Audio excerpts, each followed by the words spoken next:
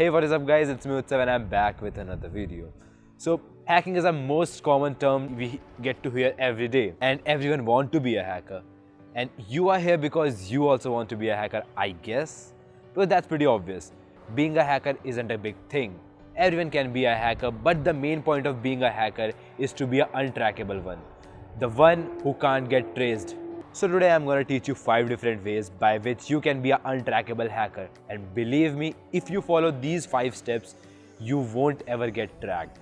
And that's my promise. So before jumping onto the video, hit the like button if you want to see some hacking tool tutorials as well.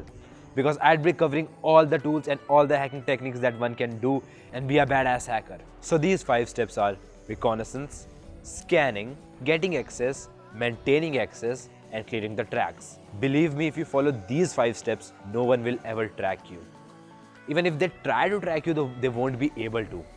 Basically, I'm not talking about the normal website attack that you would do just for fun purpose. I'm talking about the big hacks, like hacking a company and taking it down, or anything else.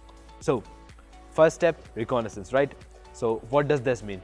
This means that collecting information in a passive way. So, I'll be taking a situation and follow these steps to get out of that situation without getting tracked. Okay, first step is reconnaissance. So what I'm gonna do is I'm gonna do whois, like to check the DNS and many other stuff. So basically in this way I can get the name of the owner, or I can get the name of the company, or anything else. Like a small to small thing can be useful. It doesn't end here. It's like you can do many more things. It's like it depends on your attack. If you are doing it on a very large scale, you want to spend more and more time on reconnaissance, because that's the important one. Then the second step is scanning. So in this step, I'm going to scan all the possible vulnerabilities.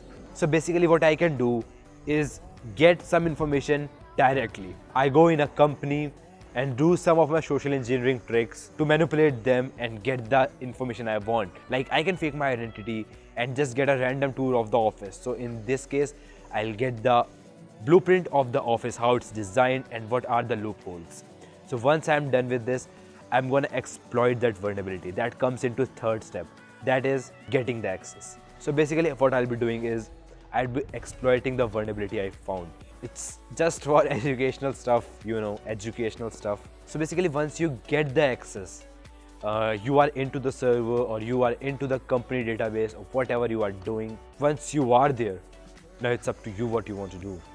But make sure to get the written permission so that nothing gets wrong in this case if you don't follow few of my steps, or you fail to follow some of my steps, I must say. Okay, so till now we have covered 3 steps. Now fourth step is maintaining the access. So for this step, you must know what you are doing, because one wrong step can reveal your identity. Once you are into the server, you are maintaining the access, and remember while maintaining the access that every step counts. Once again, every step counts. So if you change something and that's visible to the company, then they will try to track you.